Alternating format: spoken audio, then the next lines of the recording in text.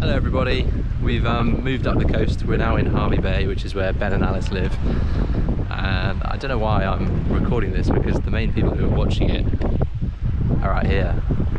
Mum and Dad have rocked up. They just flown from the UK here for 2 weeks just to see Ben and Alice, so yeah, having a little family reunion, minus Will, out here in Australia, which is really cool. Hervey Bay is a city on the Queensland coastline and is renowned for its whale watching in the north and ferry trips across to the island of K'gari, or more commonly known as Fraser Island, to the east. The town itself is pretty small and sleepy, but there is this dope pier that stretches just under a kilometre out to sea. Originally it was built to allow for the export of sugar, timber and coal, but it's now a tourist attraction and is used for fishing by the locals. Whilst we were there, we spotted a commotion at the end of the pier that everyone was crowded round. It turned out that these crazy blokes had reeled in the biggest fish I'd ever seen. I asked one of the fellas what it was, and I think they said it was a cobia? But I know nothing about fish, so feel free to correct me if I'm wrong. Our plan as a fam was to head on to K'gari, a wild place lying just off the coast of Hervey Bay.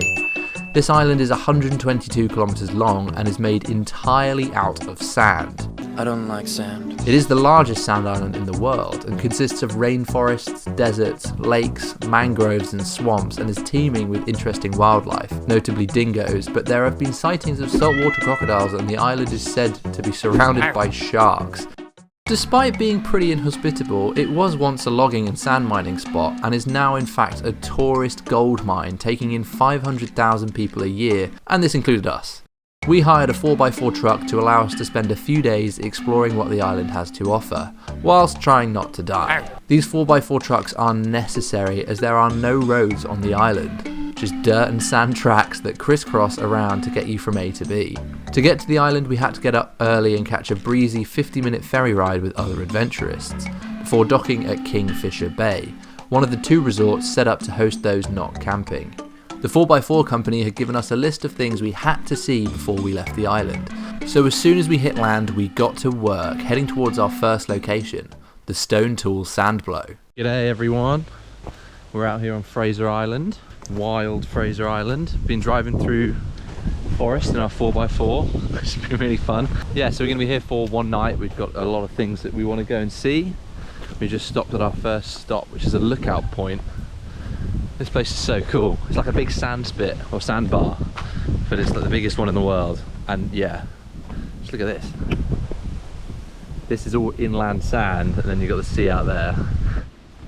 Kind of nuts. This massive sand dune has been blown on shore over thousands of years and stretches over 2 kilometres inland and 125 metres high. It was really impressive to see, and walking around in it was like being in a different world. I very much expected to see a massive worm rise out of the sand.